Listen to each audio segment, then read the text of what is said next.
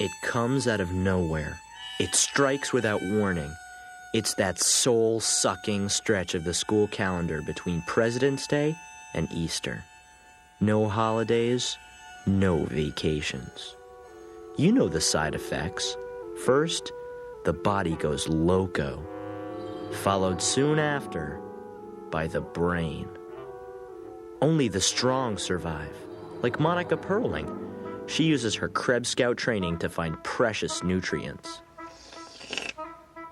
Even a juggernaut like my brother Pete feels the hurt. Normally, he strikes fear in the heart of all teachers. Pete Wrigley? But during those Death Valley days, the Pete just gets burned out of him. This year was worse than ever. Pete's prayers for an air raid or a snow day had gone unanswered. Until one mind-melting day when an answer arrived like a message from heaven. They were 2 words, the 2 words that give us all hope. Sick day.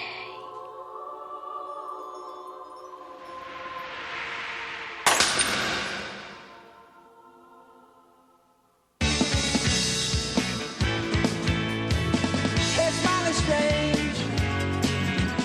You looking happily deranged. I can't settle a shin bed. Or have you picked your target yet? It's ending. Don't your dog bite? It's ending.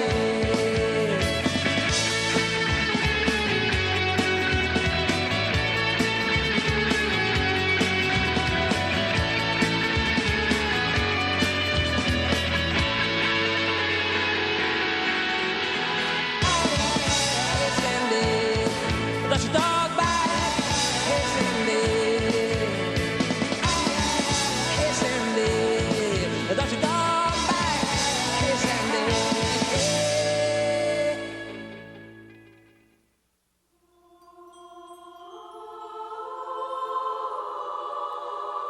In Spain, it's called Dia Enfermo. In Hungary, it's Beteg Nap. Around here, it's just known as the sick day. If you're really sick, it can save your life. But if you're not, well, that's another story. This story.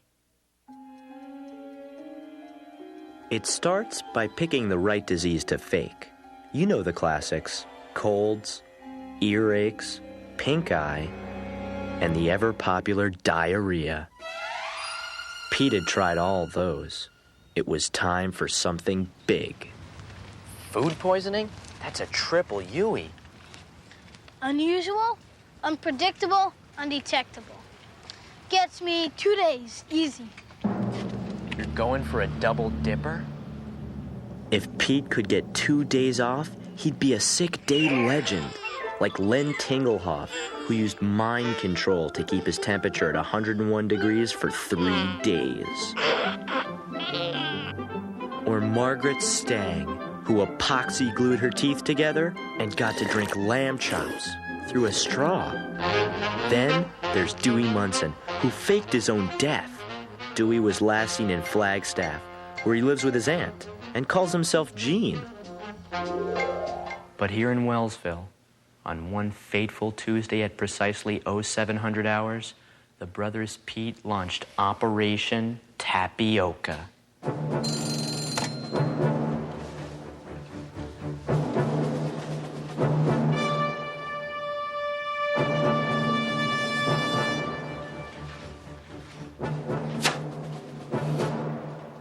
Pete began his assault with the now patented triple-action moan groan.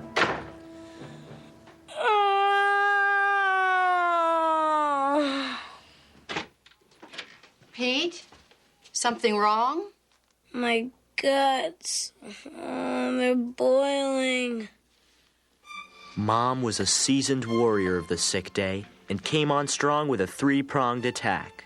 Glands, temperature, pulse. I don't think you have a bug, and neither does Petunia.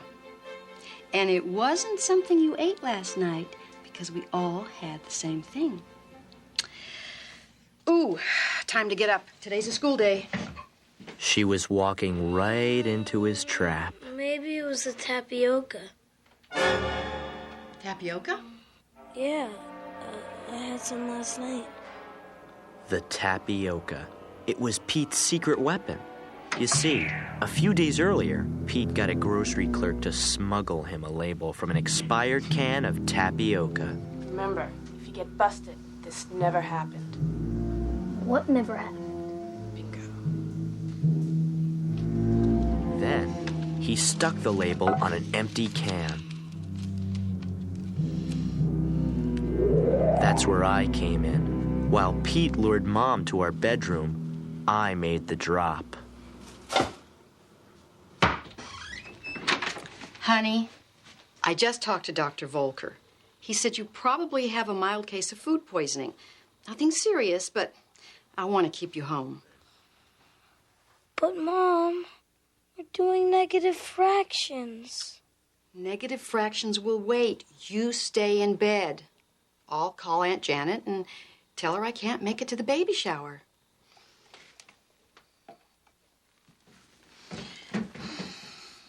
You don't have to stay, Mom. I'm just gonna sleep all day. Well, Dr. Volker says sleep's all you really need. And this bucket, just in case. But I hate to leave you alone. I won't be alone, Mom. I've got my negative fractions.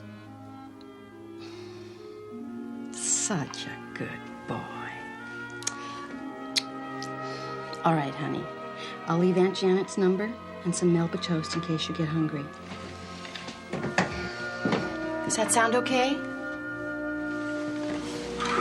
Mom? Love you.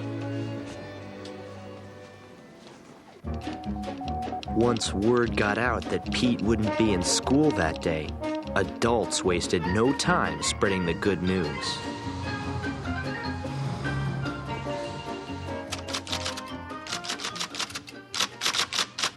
It can't be! Mr. Throneberry! Look! To Pete's teachers, a day without him was like a Hawaiian vacation. Aloha maku maku. Dolores, quick, get the code book.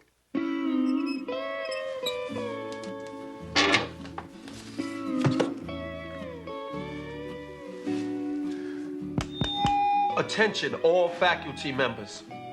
Attention, all faculty members. Kalui Amatutu.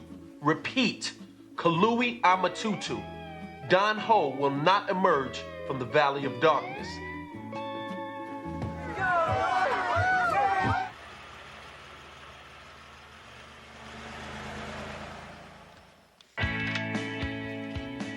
Hello, Freedom. My name is Pete.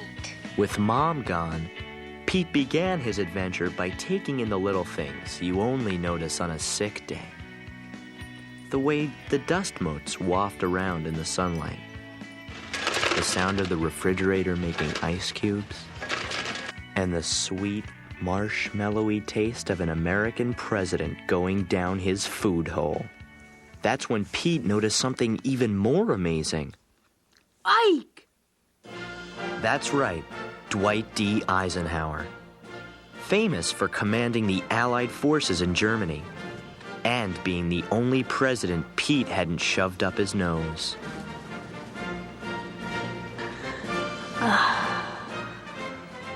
Hail to the chief. But like the Allied forces at Normandy, Ike was there to stay.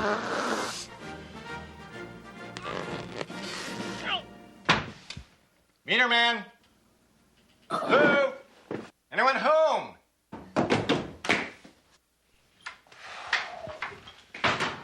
Hey, Ray. Jeez. It must be 73.1 degrees in here. What is this, Jocko, the equator? You people burn more fuel than the sun. What do you think this country's made out of? Energy? I've got other problems, Ray. Look, What do you got? A little congestion up there? President Eisenhower. He's stuck. That was a man who knew the value of a kilowatt hour. Okay, enough chin music, Red. Time is energy. Let's see what you got over here. Okay, let's see what you got here, Johnny. let's just see what you got. Right. There's something you should know about Meter Man Ray. When he checks your electric meter, he sees more than the passing of kilowatt hours. He sees the future.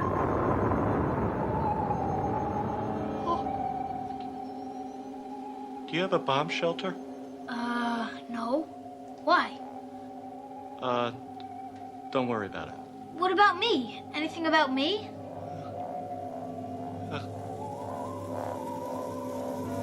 I see you with Martin Van Buren, our 8th president. He conserved face heat with giant sideburns. Good man.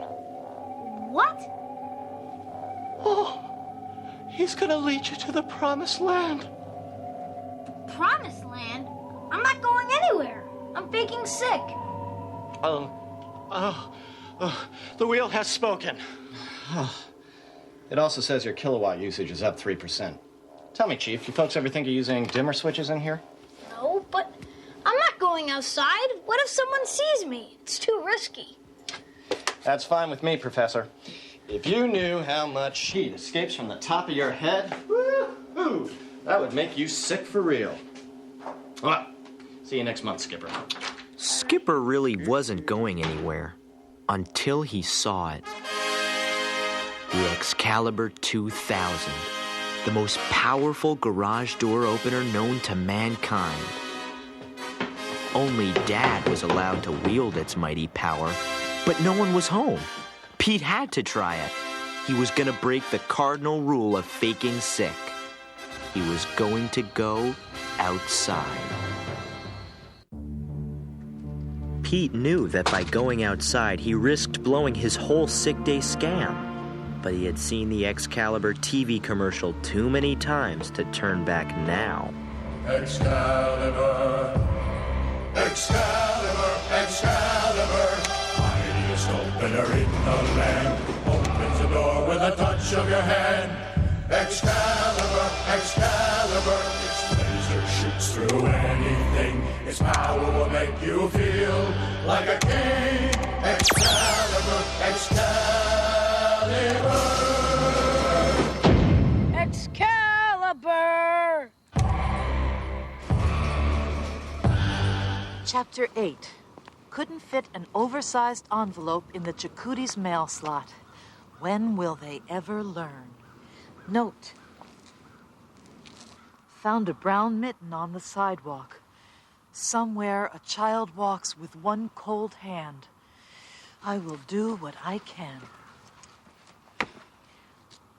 Also note, Pete Wrigley spotted.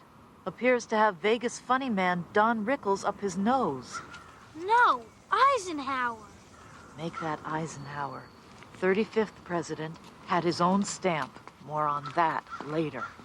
What are you doing? Oh, along with the swift completion of my appointed rounds, I'm dictating the story of my life. It's called Stand and Deliver, the Male-Woman McGinty Story. What are you doing? Faking sick. While faking sick, Pete Wrigley has broken the cardinal rule and gone outside. Let me know how you do for my book. I'll send you a letter. Wish me luck. I'll do better than that. Any trouble? I'll send up a flare. Keeps the dogs in line. Okay, bye. Goodbye. Pete knew he should have gone home right then and there. But he had tested the limits of the Excalibur. Now he wanted to test himself. It was the biggest risk in the world.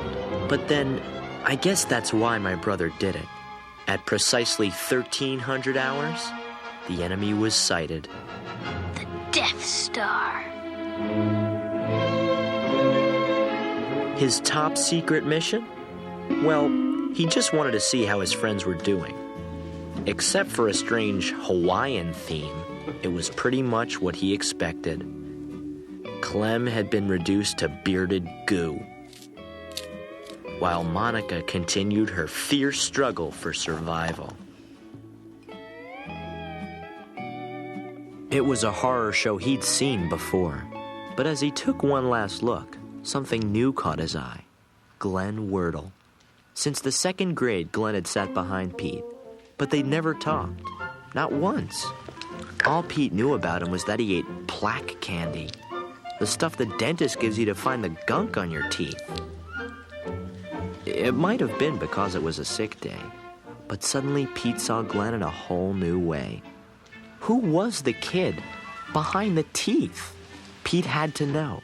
Come out with your hands up. We've got the place surrounded. Gotcha, man. I toasted you. I set the toaster on medium brown, pushed down the plunger, and toasted you for breakfast.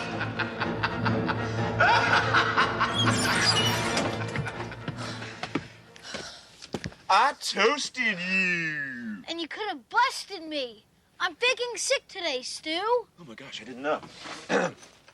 Everything is fine in here. There are no dangerous fugitives or anything like that. No, sirree, Bob. I got you covered.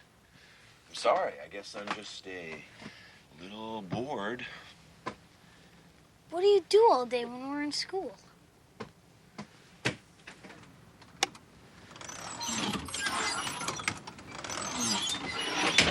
Technical stuff. Want to drive me somewhere? Ladies and gentlemen, if you direct your attention to the left, we're coming on the majestic splendor of the Wurtle House. So that's where he lives. What are we looking for? A body? Signs of foul play? A mysterious stain? I'm not sure. Wow. I guess that's his bike. Ladies and gentlemen, Glenn Wurtle's bike!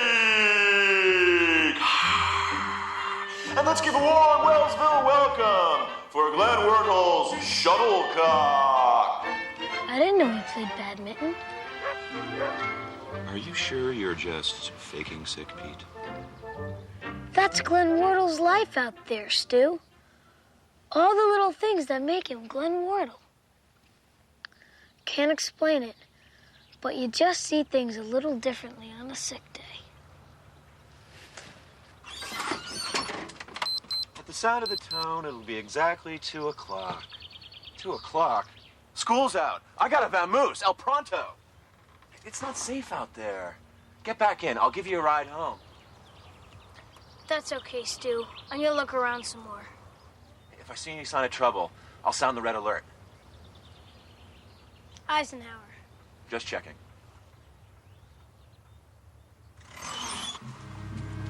Pete knew he was pushing his luck, but before he went home, he had to find out a little bit more. Something that would unlock the mystery of Glenn Wurtle's Wurtleness. No way. Martin Van Buren. Not only was he our 8th president, he was the name Meterman Ray had mentioned in his prophecy. What does it mean? While Pete pondered the future, the present decided to say hello.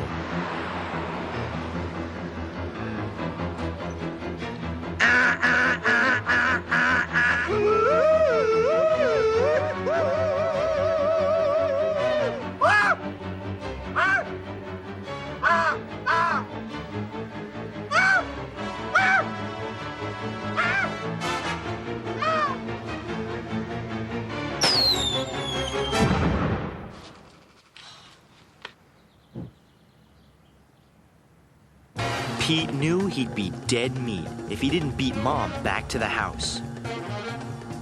But 2 blocks away from home, Pete realized that his sick day adventure still had one last stop.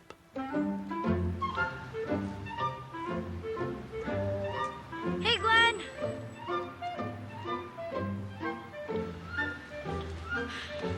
Hey, Pete.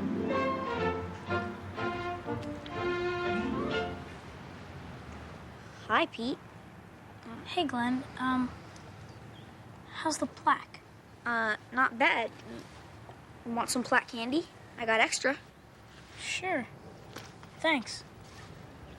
Hey, isn't that Eisenhower? Yeah, it is. I don't know how we got up there. Yeah, I got Harry Truman stuck up my nose once. Really? How'd you get him out? Static electricity. I just rubbed my feet on a rug, Touch the door and I'll be fired. Really? That works?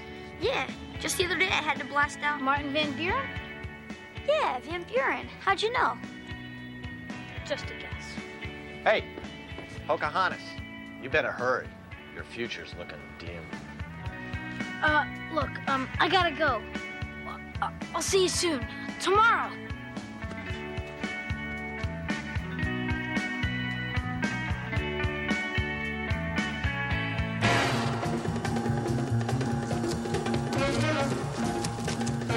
Chapter 12. Flair has worked. Boy on way home. Just another day in the Mailwoman McGinty story.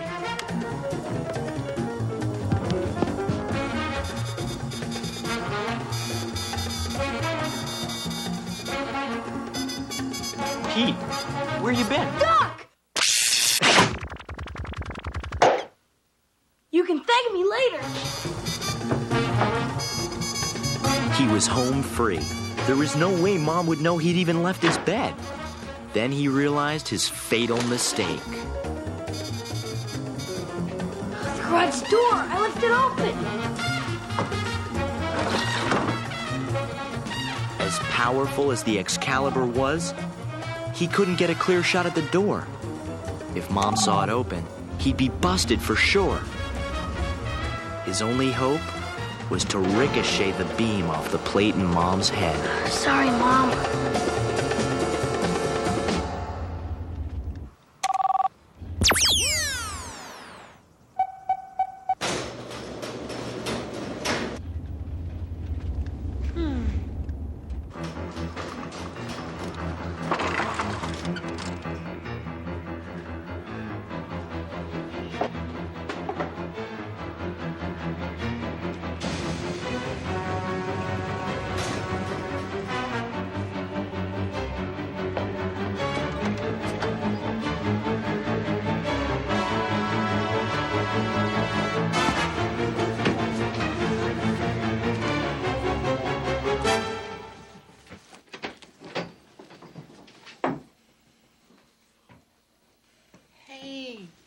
How's my little honey bunny? He's doing a little better. Good. Another day's rest, and you should be back on your feet. Actually, I'm feeling a whole lot better, thanks to the Melba toast. I might even be able to go back to school tomorrow. Well, we'll see. Meanwhile, you go back to sleep.